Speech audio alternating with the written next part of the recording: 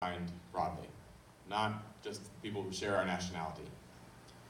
But Jesus makes that even more clear when he's asked about this in the Gospels. In Luke chapter 10, we read that a lawyer comes along and says, okay, well, what's the greatest commandment? Jesus says it's to love God with your whole heart, soul, mind, and strength, and to love your neighbor as yourself. He's a lawyer, so he's got a follow-up question. He says in the text he wanted to justify himself. So he says, well, who is my neighbor? You get the sense he would like a precise legal definition to make sure that he can show that he is within the boundaries. Like maybe, your neighbor is someone 3 doors down on either side, as long as they're of the same language, ethnicity, and religion as you. But that is not the response that Jesus gives. Jesus responds with what we know as the parable of the Good Samaritan. It's worth acknowledging that for a Jewish listener, a Good Samaritan was an oxymoron. Because the Samaritans were not good from their perspective. They were ethnically different, they were religiously errant. We see this at other points in the Gospels.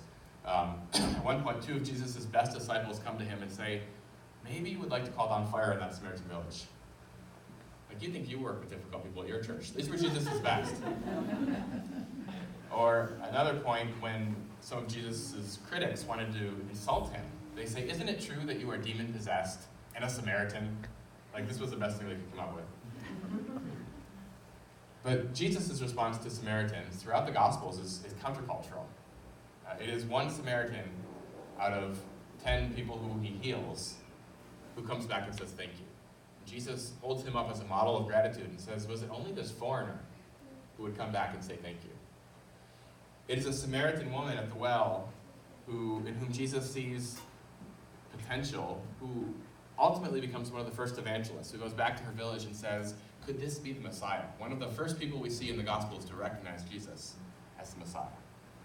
And then in this story, in Luke 10, it's not just that there's a Samaritan beaten up on the side of the road and a benevolent Jewish person helps them as a neighbor. That would be radical enough. But Jesus turns that on its head. We can presume that the guy who was beaten up on the side of the road in the story, on the side of the road to Jericho, is a Jewish person. And the priest and the Levite, who have a lot in common with him, pass on by on the other side. But the Samaritan, who is ethnically and religiously different, comes by, sees him in need, has compassion on him, and helps him. And Jesus says, go and do likewise. And one takeaway for us, I think, is that the neighbor whom we are commanded to love, we don't get to define narrowly. It's not just those who share our country of origin, or our language, or our religion, or any other factor. And also, it's important to note that when we're commanded to love our neighbor, there's no caveat to that command. It doesn't say, love your neighbor so long as it's completely safe. It wasn't safe for the Good Samaritan to stop on the side of this dangerous road where people get beaten and robbed to help someone out. It's easy to criticize the priest and the Levite in this story, but most of us would probably tell our children, if you're on a dangerous road at night, keep your head down and keep moving. Don't stop and linger. That would seem to be a prudent instruction. But the Samaritan who does stop, who puts himself at some risk, gets upheld here as the model of neighborly love. And we work with churches at World Relief in other parts of the world where they're responding, frankly, to much larger numbers of refugees and displaced people than we ever deal with in the United States. And they're doing so sometimes in countries where they are themselves a minority as Christians and facing some discrimination themselves. And they're not being paranoid if they wonder if some of the wrong people could sneak in with some of the legitimate refugees. But they're welcoming them because they were not under the impression that being a Christian was going to be safe or easy. And I think that's a challenge to us in the American church because we actually have a different situation. We don't actually have very much to fear. It's really not risky to welcome refugees or other immigrants in the United States. There's a lot of concerns that some Americans have around refugees and terrorism. But if you look at the data on that, there's really not a good reason to be afraid. Anyone who comes to the United States through the U.S. Refugee Resettlement Program comes at the invitation of the U.S. State Department. Those are very selective invitations because there's roughly 25 million refugees in our world today, and last year less than 23,000 of them were invited to come to the United States. That's less than 0.1% of the world's refugees. It's a very narrow funnel to get through. And everyone once you're even considered for a settlement, you begin a very thorough vetting process that usually takes somewhere between 18 months and 3 years to complete. It involves an in-person interview with a trained officer of the U.S. Department of Homeland Security. It's coordinated with the Department of State, the Department of Defense, the National Counterterrorism Center, the FBI. It's actually the most thorough vetting that our government can come up with, and probably that any government has come up with, for any category of visitor or immigrant entering our country. And it's been remarkably successful. Since the Refugee Act was signed into law in 1980, and this process has improved since 1980 to be sure, but since 1980 when the Refugee Act was signed into law, there's been roughly 3 million refugees who've come to the United States. Not a single one of them has taken an American life in a terrorist attack. That's actually a really remarkable record. And that's not to say that we shouldn't let down our guard and not be vigilant, or that nothing bad could ever happen. Of course, we can never make that guarantee. But based on the history, there's good reason to think that we have a pretty effective vetting process. We actually should give some credit to the officers of the Department of Homeland Security who have a very difficult job telling no to people when they have a half of a hint this might not be the person we want to come to the United States, and welcoming those who do qualify. The Cato Institute in Washington, D.C. did an analysis of this, and they actually had to go back to the 70s to find one terrorist attack by a refugee. It was a Cuban refugee that was a fatal terrorist attack. But taking that into account, they find that the odds of an American being killed by a refugee turned terrorist are 1 in 3.6 billion. Which I know, very few of us spend our time thinking about how big of a number 3.6 billion is, but basically, don't worry. You should probably worry more about getting into a car accident, or having a heart attack, or any number of other ways that you are hundreds of times more likely to die than from a refugee trying to blow you up. So others would say, okay, well, I guess refugees have gone through a thorough vetting, that's good, but what about immigrants who snuck into the country? We don't know who those people are. They could be terrorists or criminals. And I would actually say, I agree that that's a legitimate concern. We've always said at World Relief, we should have a process to know who's coming in and out of the country. We think it's entirely right that our government would have secure borders, which is different than closed borders, that no one ever comes in and out, but we should have a secure process to vet everyone who's coming in and out.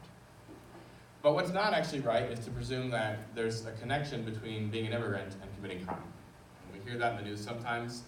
Of course, you can find isolated incidents of immigrants committing horrific criminal acts, and when they do so, I hope they face the justice system, and should they ever get out of jail, that they would be deported. But it's not fair to think that those are a representative sample of all immigrants. In fact, when you look at the data, immigrants actually commit crime at lower rates than native-born U.S. citizens like me. One way to measure this is looking at who's incarcerated. If you look at those between ages 18 and 54, it's about 1.5% of U.S. citizens, native-born U.S. citizens, about 0.5% of immigrants with lawful status, about 8 to 9/10 of 1% of immigrants without lawful status. Most of which, that difference between those who are here lawfully or not, is accounted for immigrants who are incarcerated for immigration-related offenses, like improper entry to the country. Now again, that's not to say that no immigrants ever commit crime, but the data's actually been quite clear that they do so at lower rates than native-born U.S. citizens. And I don't actually think that's because immigrants are more virtuous than U.S. citizens. I think it probably has to do with the consequences at play. Because as a U.S. citizen, if I steal a candy bar in the state of Indiana, it's kind of a minor offense. I'm very unlikely to serve any jail time, probably a small fine, and probably can get it expunged from my record. If as an immigrant with my green card, I steal the exact same candy bar, it's all of that, plus it's a crime involving moral turpitude under the immigration statutes, which means it could be a deportable offense. So I have a strong incentive not to steal the candy bar. If I'm undocumented, I'm not here lawfully, I don't even have to have actually stolen the candy bar. I just have to have been thought to have stolen the candy bar, and they can conclude, actually, sorry, we had the wrong person, but while we're fingerprinting you, we're going to check you in certain municipalities with an immigration database, and I can still end up being deported. I live in an immigrant community where most of my neighbors are immigrants with their kids, and I love this community, but one thing I don't totally love about it is people drive so slow. I'm under the understanding that you can go a few miles over the speed limit, and that's kind of okay. I don't get pulled over for that. But my neighbors tend to be very, very strictly following the speed limit. They don't want to have a tail light out. They are very cautious because they do not want to interact with the police under any circumstances. Which is probably a good thing, except for when then they're afraid when they're a victim of a crime to interact with the police, or a witness to a crime to interact with the police. And they can then become targets for criminal activity when criminals start to figure that out. On this topic of undocumented immigrants, those who are not here lawfully, there's another biblical question. Because I think if you asked a lot of American Christians what they think about immigration, the first word that they would associate with immigration would be the term illegal. And then they could think of some biblical passages that might relate, particularly Romans chapter 13, where it tells us that everyone must be subject to the governing authorities. So that's not a Bible verse about immigrants, but it is a verse about how, as Christians, we relate to the state, to the government. Now, it's worth acknowledging first off that most immigrants in this country are not here unlawfully. 70 to 75% of them have valid legal status. So everyone who comes in as a refugee has legal status from the day they arrive. About half of the immigrants in this country are naturalized U.S. citizens. Many others have green cards through other mechanisms. But you do have roughly 11 million people who are not here lawfully. And that makes a lot of Christians uncomfortable. Because on one hand, we want to love and welcome people. That's biblical. But we also want to follow the law. The Bible gives us these ideas to respect the rule of law. So what do we do with these people?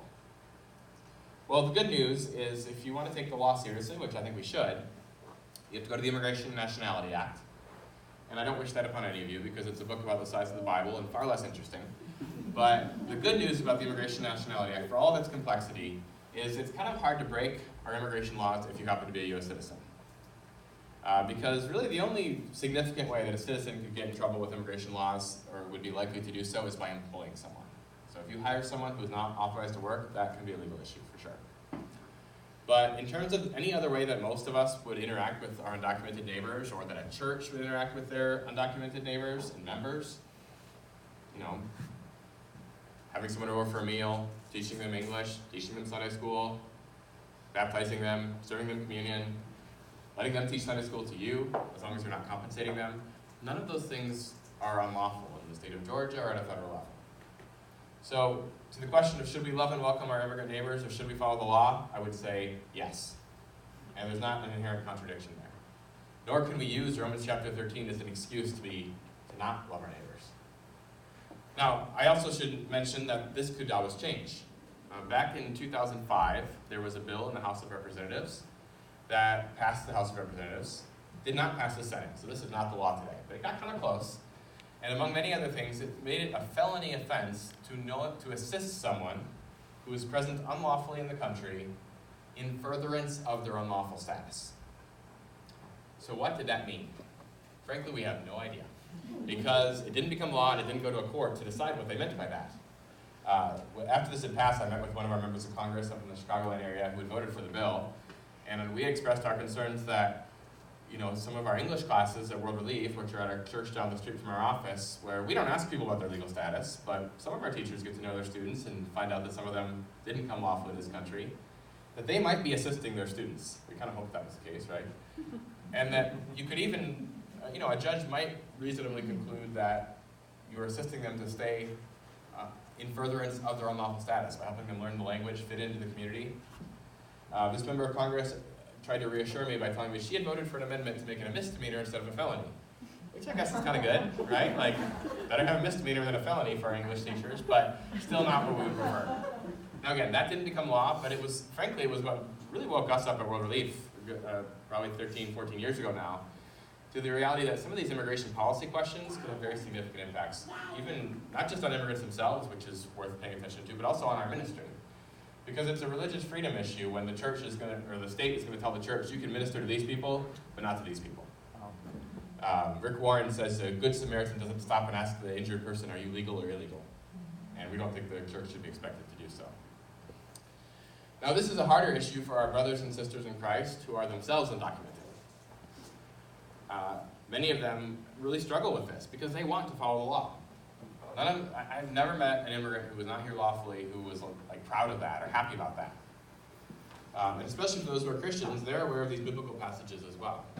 I always think of this guy in my neighborhood who I had this discussion with some years ago. He came to this country probably 30 years ago at this point, from Mexico. He was fleeing just extreme poverty and came across the border illegally with his wife and at the time a couple small kids. He was not a Christian at the time, but after arriving in the United States, he met someone who shared the gospel with him. He became a follower of Jesus, a really passionate follower of Jesus. He started reading through his Bible, and he comes across Romans chapter 13, and it says, be subject to the governing authorities. Or another translation, submit yourself to the governing authorities. And this made him really uncomfortable, because he, of course, wants to do what God wants him to do. So he went to lawyers, he's gone to legal counselors, and they've all had to tell him the same thing, which is, actually, for someone in your circumstances, you can't fix this. You can't go, sign up for your green card. You can't go back to Mexico and come back the legal way. Going back to Mexico is not hard. Coming back the legal way is impossible. In 1 year, in 5 years, in 10 years, there's no way for you to do that. Not if you have the best attorney, not if you have all the money in the world. It's just you don't qualify. And I think, for me, that sort of message was a surprise before I started working in immigration law. But when I started working in immigration law, I basically learned that that's true for most people who are in that situation. There's very limited ways under our laws today that you could qualify for an immigrant visa. Basically, you've got 4 options. You could have a family sponsor, so a close relative, not a cousin or a grandparent, but a close family member who is a U.S. citizen, or in some cases a lawful permanent resident, who can file a petition for you. Sometimes that takes 6 months to a year. Sometimes it literally takes decades. We have cases that are currently pending from the late 90s. But a lot of people don't have that relative to begin with. So then their next option would be an employer-sponsored immigrant visa. That means you've got a company in the United States that can't find a qualified worker for a particular role, so they're going to bring you. But the trick with that is the vast majority of those visas are specifically designated for highly skilled workers, which is defined in the law in most cases by having a master's degree. And most of the people coming to work in agriculture or work in the back of a restaurant don't have master's degrees and don't have the opportunity to get one in their country of origin or now that they're here. The third possibility is if you are a refugee. You've been designated as a refugee abroad, having fled persecution for one of those reasons under the law, your race, religion, political opinion, national origin, or social group. But again, fleeing poverty doesn't count for being a refugee. And the fact that you are a refugee doesn't mean you get a golden ticket to come to the United States, because we're taking less than 1/10 of 1% of those people in any given year. Or if you can get to the United States, you can request asylum. Asylum is basically people who get here on a temporary visa or get to the border somehow, which is difficult, but sometimes possible if you happen to live in a neighboring country, or at least in this hemisphere. Probably not possible if you live in the Eastern Hemisphere, because you couldn't get a temporary visa to begin with. But if you can get here, you can request asylum if you can prove, and the burden of proof is on the applicant, that you meet the definition of a refugee, the well-founded fear of persecution. That's what we're seeing at the U.S.-Mexico border now with a lot of people, particularly from Central America, some of whom, frankly, have great cases, and some of whom do not have good cases, but they're all trying to see if they can get selected for asylum. But again, most people, if you're fleeing poverty, you're not going to win that case. And the last possibility is diversity visa lottery. That's you have won a lottery online. The odds of winning last year were about 1 in 400, which is better than one of those scratch-off games at the gas station, but not very good. And also, you can't enter if you're from Mexico, or India, China, South Korea, the Philippines, Canada, the UK, any of the countries that already send the most immigrants to the U.S. So for my friend who's desperate to get right with the law, he doesn't fit into any of these categories. But he wants to do what God wants him to do. So he has actually, thought about, maybe I need to go back. But that is not just a simple choice. He's been here 30 years. One thing, he's married, and his wife might not feel the same level of conviction about this that he does, and he wants to keep his marriage together. He thinks God would want him to keep his marriage together. He's got younger kids who were born in the U.S., who are citizens, who frankly would rather go move in with their cousins and finish high school and go on to college in the only countries they've ever been educated in than go back to their parents' country of origin. But his dad wants to stay with his kids and thinks that's what God would want him to do. And then he would point to passages like 1 Timothy 5, verse 8, where it says that if anyone does not provide for his relatives, and especially for his immediate family, he has denied the faith and is worse than an unbeliever. It's a fairly strong words, and he has that on his mind as well. In fact, that's pretty much the reason he came in the first place, even before he was a Christian, out of this sense of obligation as a father to provide for his family. So it's not quite as simple as what part of illegal don't you understand. It's also what part of provide for your family don't you understand. And he's stuck in that tension. And he asked me, so Mateo, ¿qué hago? Matt, what should I do? And honestly, I'm not sure there's a one-size-fits-all answer for those situations. But what I would love to be able to tell him is, you know what, here's what you need to do to go make this right. Here's the form that you need to fill out. Here's the fine that you need to pay because you overstayed your visa or you crossed the border unlawfully. He's not asking for an amnesty that says, well, you broke the law, but the law doesn't really matter, here's your citizenship. He'd be willing to do just about anything as a consequence for having broken the law by crossing the border 30 years ago. But he would really love to be able to stay here with his family. And that's the sort of restitution, reconciliation that's not possible under our laws as they exist today. And frankly, that's what we've been really urging Congress to do now at World Relief for more than a decade, to say, we're not saying amnesty that the law doesn't matter, we think the law does matter. But there ought to be some process for people like my friend, who frankly is fairly typical amongst this group of people. Of course, if someone came here unlawfully and also killed someone, they're out, right? They're disqualified. But for the vast majority of people who have just been trying to provide for their family, working, usually paying taxes, there ought to be some way for them to earn the chance to stay lawfully if they're willing to work for it. One more biblical theme is that many of the immigrants who come to our country are brothers and sisters in Christ. And that's some of them are not just fellow Christians, but they're people who've been persecuted for their Christian faith. And this is particularly true when it comes to refugees, although some others were not refugees as well, or haven't been designated as refugees. But I think it gets lost in some of the news media reporting around refugee issues that in the last 10 years, among the refugees brought to the U.S. through the U.S. Refugee Resettlement Program, there have been more Christians than those of any other single religious tradition. Anyone want to take a guess on the number one country of origin for refugees to the United States? Someone who doesn't work a world relief? Let's take a guess. I read the book, so I know. Well, that's cheating. Congo would be a very good guess. It's probably in the top 5. You guys are a well-informed audience. People usually say like Mexico or, I don't know, China, or like, no, those maybe might be in the top countries for immigrants. But refugees specifically, Congo is in the top 5, so it would be Iraq, Bhutan. But the number 1 in the last 10 years is Burma, or Myanmar in Southeast Asia. And even what you call the country is like a political fight. But Burma is a country with a very tyrannical government that is, most people in Burma are Buddhists, but there's a small minority of Christians in the country, also a small minority of Muslims, both of which are horrifically treated by the Burmese government. And that's why about 70% of those Burmese refugees, so more than 100,000 people who've come to the United States over the last decade, have been Christians. Primarily Baptists and Anglicans, some Catholics. The Baptists, many of them trace their roots back to Adoniram Judson, who evangelized that part of the world more than 100 years ago. My Burmese Christian friends sometimes celebrate Adoniram Judson Day, which I don't know any other Baptists who do. But they have this, they have been persecuted for their faith. And to be really clear, when I'm talking about persecution, I'm not talking about the way we kind of loosely use that term in the United States sometimes. Like, we're not talking about their Starbucks cup didn't say Merry Christmas on it. We're talking about people who were forced to flee their homes, to live in jungles for months at a time, and then cross the border, live in a refugee camp for years or even a decade or more before the U.S. gave them the opportunity to come here and rebuild their lives. And I just think if I was in their shoes, if I had to flee with my wife and kids and somehow ended up halfway around the world in a culture that was completely new to me, I would be really grateful if someone was there when I got off the airplane from the local church and was willing to work with me through the awkwardness of the language barrier and through all the cultural differences, to grieve with me all that had been lost and to help me rebuild my life. And we have the opportunity to do that for brothers and sisters in Christ from situations of incredible persecution. Some of those Burmese neighbors, the Karen ethnic minority in particular, were my neighbors where I used to live. Some of them lived right underneath our apartment, and they had a church service there that met once a week at least. It was more than once a week. You knew church was meeting because A, they're kind of loud, and B, there's like 40 pairs of shoes outside their door. Burmese people don't wear shoes inside the house. But I've had some of them at my door to make sure that I know who Jesus is. And frankly, I've got some things to learn about following Jesus from people who've lived what they've lived through. Because my Christian walk has been fairly easy. Mild discrimination is the worst thing I'm likely to experience in the United States. But they have gone through real persecution and been refined and have relied on Jesus through that situation. And they have a lot to teach me about what it means to follow Christ. Another thing that you should know, and I know that you cannot see those numbers, so I'll tell you what they say. In the last 2 years, the entire refugee resettlement program has been very dramatically reduced in the United States as a result of changes to federal policy.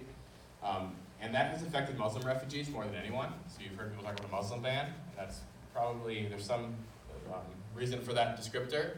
The number of Muslim refugees overall has down more than 90% in the last 2 years. But it's not a Muslim ban in that it's actually affecting more people than just Muslims. It's also affecting Christians. It's also affecting other religious groups. It's particularly affecting persecuted Christians from Muslim majority countries where they face persecution. So, for example, in Iran, there was more than 2,000 refugees who came to the United States in 2016 who are Christians, and in 2018 there was 7. A 99.9% decline. From Iraq, there was about 2,000 Christian refugees in 2016. In 2018, there was 23. Also about a 99% decline. Even from Burma, so not even just Muslim majority countries, the numbers of persecuted Christians in 2 years are down by more than 70%. Open Doors, which is an advocacy group for the persecuted church, came out with their list last week of the top 50 countries in the world where Christians face persecution. And we just kind of ran the numbers on the refugees from those particular countries.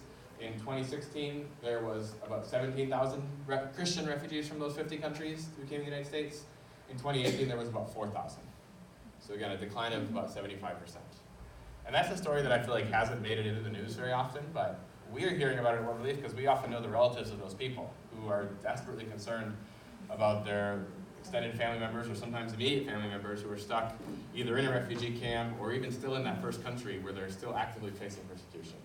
And they'll ask us, when can this person get out? When can you bring them to the United States? And we don't have a good answer for that in most cases, because that's really out of our control. Of course, the flip side of a lot of refugees being Christians is a lot of other refugees are not Christians. And I think if we're honest, that's where, especially on the issue of refugees in particular, a lot of Americans are really concerned about this, because they've seen images of Muslim refugees from Syria on the news, and for a lot of Americans, including a lot of American Christians, they see that as a threat. But our view at World Relief is this is actually a remarkable opportunity. We think of it as a Great Commission opportunity, the Great Commission that Jesus gives the church to go make disciples of all nations. Well, of course we can do that by sending missionaries to different parts of the world. We should do that. But a lot of those places we would like to send missionaries to are incredibly dangerous to send missionaries to. And if someone would decide they want to follow Jesus, they're in a context where they do not have religious freedom, so the government might come down on hard on them, might even kill them if they made that decision. But some of those people have come to this country where we do have religious freedom, where we are free to share our faith, and people are free to receive it or to reject it. And to be really clear, at World Relief we don't do proselytism, we don't trick people into following Jesus, we don't serve them better if they pray a prayer, but we do believe in evangelism rightly understood, which is being a witness to who Jesus is. And very often that comes as an answer to a question. Because when it's a team from a church who meets a Muslim family at the airport, who loves them as their neighbors, without any condition that we'll only love you if you never share our faith, but really loves them well, it's rare that sooner or later, as language skills develop, they're not going to ask the question of why. Why were you there at the airport? And we get to tell people, well, this is because we're followers of Jesus. This is what he tells us to do. And this is who we believe Jesus is. And we've seen people from various different faith backgrounds make the decision to begin following Jesus here in the United States. We can't presume that that will happen automatically. I think some people might think, well, if there's people who aren't Christians coming here, good thing we're in Georgia, and there's plenty of Christians around here, right? I think I passed by like 6 different churches in Gainesville getting to this one. But actually that would be a poor assumption, because the Center for the Study of Global Christianity at Gordon Conwell Seminary looked at this. They found that 60% of people of non-Christian religious traditions in North America, most of whom it turns out are immigrants and their children, 60% of those people say they do not personally know a Christian. Not that they've never been to church, they've never read the Bible, they don't know a Christian. We might say, wow, those people need to get out more. There's a whole bunch of us. But instead of waiting in our churches for them to show up, maybe we need to go into their neighborhoods and love them as our neighbors, the way that we are explicitly commanded to do. And in the process, we might have the opportunity to point people to a relationship with Jesus. J.D. Payne, who's a missiologist over at Samford University in Alabama, says that something is missionally malignant whenever we are willing to make great sacrifices to travel the world to reach a people group, but are not willing to walk across the street. So I want to nearly close with a few ideas of what we could do with all this information. And so we've used this acronym of PLEASE. So the first point on that list is prayer. And that's not just because LEASE wasn't a great acronym. We really believe that prayer should be foundational as we respond to any tough issue. The second point is listening. Listening first and foremost to God's Word, because if you're a Christian, the Bible should be our first authority as we think about any tough topic. But as we heard from some of the stats, that's not something that is always the case. So maybe that's picking up the Welcoming the Stranger book, or a Bible study resource that can help us look at what does the Bible say on this topic. But then secondarily, listening to the stories of immigrants themselves. We got to hear 2 of those stories this afternoon. For me, getting to know neighbors who have come from other countries has very much transformed my own perspective on this issue. Because when you're thinking about individual people with faces and stories, it's much harder to believe some of the stereotypes that you hear on television. And that's true not just for individuals, but as churches. We need to do a better job of helping the people in our churches to listen, well, first and foremost to the scriptures, and then listen to the stories of immigrants. Because when we're forming our discipleship from this isn't coming entirely from the television or from social media, we're very unlikely to come up with a particularly Christian perspective. The E in that acronym is empowering churches abroad. The vast majority of refugees in the world are not coming to the United States. And that's true under the current administration, but that was true under the last administration as well. The U.S. has never taken in more than about 0.5% of the world's refugees. But there are countries in the world that are taking in far, far higher number of refugees. World Relief works in some of those places, in the Middle East, in Africa, and one of our privileges is we get to come alongside local churches in those places and help them both respond to the immediate crisis of displacement, as well as address some of the root causes that end up leading to situations of displacement in the first place, things like poverty and conflict. So if that's something that's interesting to you, we'd love to tell you more about what World Relief does, in Africa, in the Middle East, in Southeast Asia, that relates in many ways to the work that we do here as well. The S in that, or the A in that acronym is for advocacy. One simple definition of advocacy is the verse Proverbs 31:8. It's to speak up for those who cannot speak for themselves, for the rights of all those who are destitute. I want to be careful with how we apply that verse because it's not that immigrants cannot speak for themselves. In fact, we just said to listen to them. But in a public policy sense, if you are not a citizen, you can't vote. If you can't vote, for better or worse, most members of Congress probably don't care that much what you think. But most of you are citizens, probably, and you would be surprised how much your elected officials care what you think, especially if you take the time to tell them, which most Americans don't do. And the people who do take the time to tell their elected officials what they think end up controlling the conversation, because politicians, rightly or wrongly, think of that as sort of the barometer of what people in their congressional district or their state think about a given topic. One of the things we've seen on immigration policy issues is sometimes the polls will say that the vast majority of Americans want something done. So for example, 80 to 90% of Americans say that dreamers, the young people who were brought as children to the United States before their 16th birthday, who are undocumented, should be allowed to stay here permanently. You can't get 80% of Americans to agree on what color the sky is. So this is actually remarkably impressive. But Congress, time after time, has not actually passed that legislation. And part of it is they are getting calls that are not 99 to 1 against. They're often skewed towards the people who are most opposed to that sort of thing, but also the most passionate and willing to take action. So advocacy is a really important way to love our immigrant neighbors. Definitely we do so on the ground, all the sort of things that World Relief does locally, but it's also reaching out to our elected officials, asking them to pursue policies that are not just for the interest of immigrants, but for the interest of the nation as well. The S in that acronym is serving locally. So that's something this church has done, working with World Relief as a good neighbor team, welcoming refugee families. There's other immigrant families who have all the same needs as refugees, really. There's all sorts of opportunities to meet very tangible needs that can help people, especially as they're newly arrived in the country and adjusting. And then the E is evangelism. As we serve people, as we advocate with them, as we love them as our neighbors, we have that opportunity to point people to hope of the gospel. Again, don't be surprised if some of them share the gospel right back at you, as many of our immigrant neighbors are already strong believers, but some of them are not. Some of them have never really heard about Jesus, and it's a great opportunity for the church. So last thing that I want to close with is one more biblical principle and a story. And that's on the idea of hospitality. I don't know about you, but I think I grew up thinking of hospitality as like a committee at church that made coffee. We never were very good at coffee, but we're working on that. Or maybe like having your friends over for lunch, or your in-laws staying in a guest room. But hospitality in the Greek of the New Testament is actually philoxenia, which is literally the love of strangers, which is a lot more complicated and frankly difficult than loving your friends. And countercultural.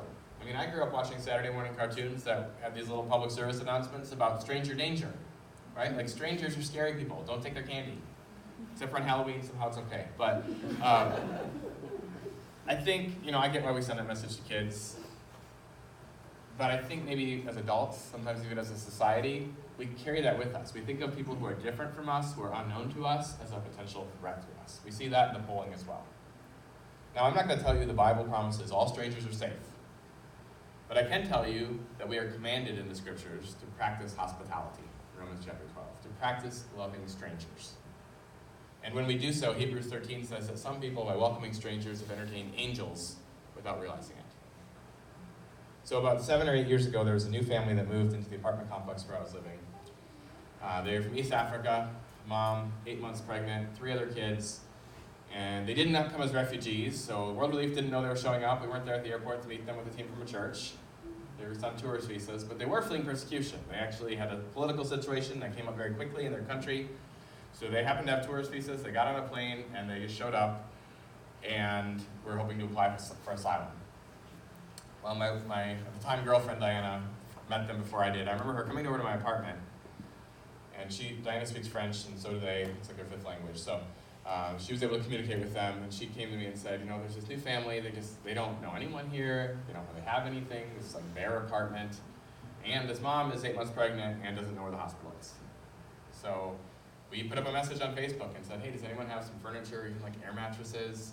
Diana was there at the hospital a month later when that baby was born. Eventually their asylum application got approved, which is a small answer to prayer, because those are not easy. And that meant the mom could get a job. In fact, the oldest daughter could get a job while she finished high school. Their younger son, they all started going to our church, they're believers, and he was baptized at our church. And in time, a year or so went by, and they didn't need a lot of help anymore. They were just our friends. And that's really what we hope for at World Relief is, yeah, there's a lot of needs up front, but long term, we want it to be a reciprocal relationship that goes on long term, and sometimes right into eternity. And then a little bit more time went on, and in that process, Diane and I got married. They were at our wedding. In fact, one of them read scripture in our wedding. And then after about 2 years after we first met them, their husband/father showed up. And it's a long story why he couldn't come in the first place. It goes back to the political situation they were running away from. But I got to meet him and be there in the baggage claim at O'Hare when he met his daughter for the first time, his 2-year-old daughter. A scene a lot like the one we watched this afternoon. And they were all holding it together quite well, and I was just kind of a weepy mess off in the corner of the baggage claim. Someone was wondering if I was disturbed or something. But it was really powerful to see him, see his son, who'd probably grown a foot in 2 years, and to meet his baby for the first time, and to embrace his wife after so long. And after enduring some really horrific circumstances, it wasn't always clear they were going to ever see each other again. Anyway, he became a dear friend as well, adjusted really well, and are still good friends. At one point, they were over at our house for dinner. Again, at this point, Diana and I had probably been married for about a year, and they asked us a question which is not culturally appropriate, but we will forgive that because they're not from here. They said, so when are you guys going to have kids? And Diana and I kind of looked at each other. The truth is we had both always wanted to be parents. We had been hoping and praying to have kids basically since we got married, and it hadn't happened. And it had been month after month, and we were starting to wonder if maybe this wasn't going to happen.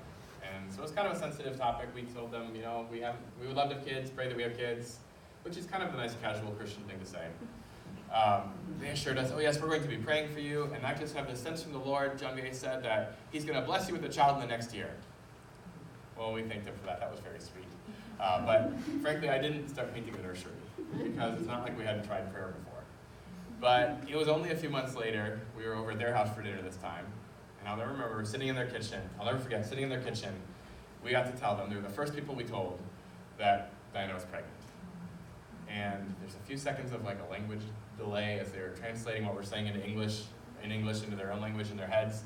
And you could see in their faces when they understood what we told them. And not just their faces, because they literally fell down on the ground prostrate with all sorts of shouts of Jesus and Hallelujahs. I don't know everything they were saying, but it was like a Pentecostal church service in their kitchen. And they went on to tell us that they'd be getting up early every Thursday. They'd been fasting all day on Thursdays and praying that God would bless us with a child. And that is my daughter Zipporah on her first birthday with Sean V. and Marie. And she is, I have no doubt, the answer to their prayers. And to ours, but mostly to theirs, because I didn't fast and pray all day on Thursdays. So I'll leave you with that challenge to practice hospitality. Practice loving strangers. Don't be surprised if a few of them turn out to be angels in disguise.